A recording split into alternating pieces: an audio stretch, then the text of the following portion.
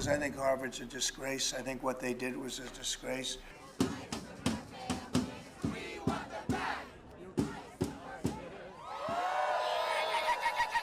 What the government is doing has absolutely nothing to do with security. It is entirely about repression.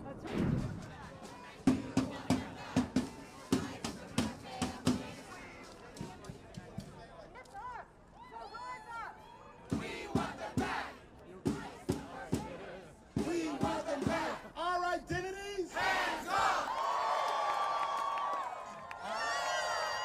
We got AUP and to protest. What they were doing, when you see the way they took care of events, when you watch that woman, that horrendous president that ruined the image of Harvard, maybe permanently, in Congress, in the halls of Congress, when you take a look at what happened there, it's because I think Harvard's a disgrace. I think what they did was a disgrace. They're obviously anti-Semitic. What do? Stand up, fight back! Higher education? Hands off! Our identities? Hands off! We got in the building right now. We win! Hands off! Our students? Hands off! Freedom of expression? Hands off! This is amazing. When higher education is under attack, what do? Stand up, fight back! And when our international students and our international colleagues who are here on visas have it now as a purge, and we need to fight back. Hands off Mohsen. Hands off our students. We say yes to a free university. Yes! Open and accessible to all. A university where you can get a scientific education that faces up to the environmental catastrophe we've unleashed on the world. Yes! We say to a university where you can get an education in history. Yes! One that confronts the histories of racism and slavery, exploitation and empire, and of the people who fought back. These histories are being censored and suppressed by the government today. Even the dead aren't safe. We say yes to it. There's a little Walter Benjamin. We say yes to a university where you can get a political education. Yes! Where if something's not being taught in the classroom or the laboratory, if thinking and learning is being foreclosed, students can pitch their tents on the quad and teach each other and teach their teachers.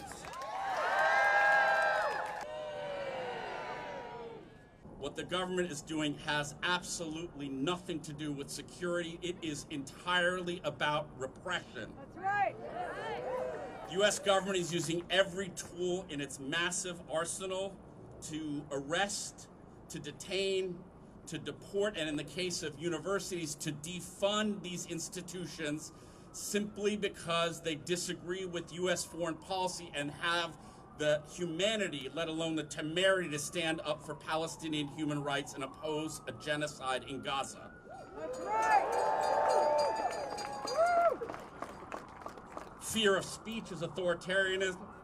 Fear of freedom is authoritarian, and it's being done on this under this false guise of a false definition of anti-Semitism, which, given the Nazi sympathizers in the administration, is obviously preposterous pretext. The true goal is to weaponize this ideological orthodoxy to dismantle the very institutions that undergird our democracy: courts, lawyers, civil society, and universities.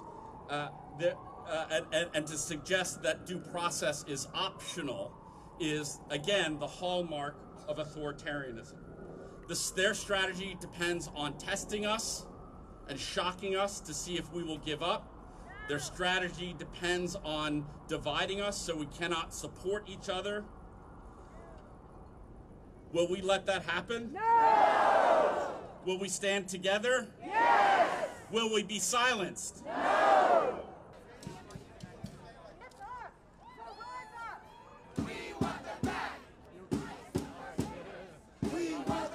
We know that Donald Trump is disgraceful and shameful.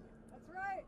I'm saddened to say that Mayor Eric Adams is disgraceful and shameful.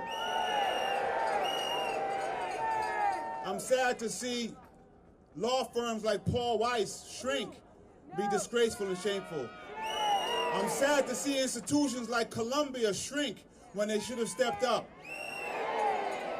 And I saw our Columbia University journalism students. I want to thank you so much for having the courage to step forward when your president and your leadership let you down. I'm part of the America that has always fought back and always pushed forward and always said we will not let this happen while we're on our watch. And I want to thank all the leaders of the institutions of higher learning coming forward and say, you will not erase history. Our identities, hands up! We got AUP, NYT, Manhattan chapter.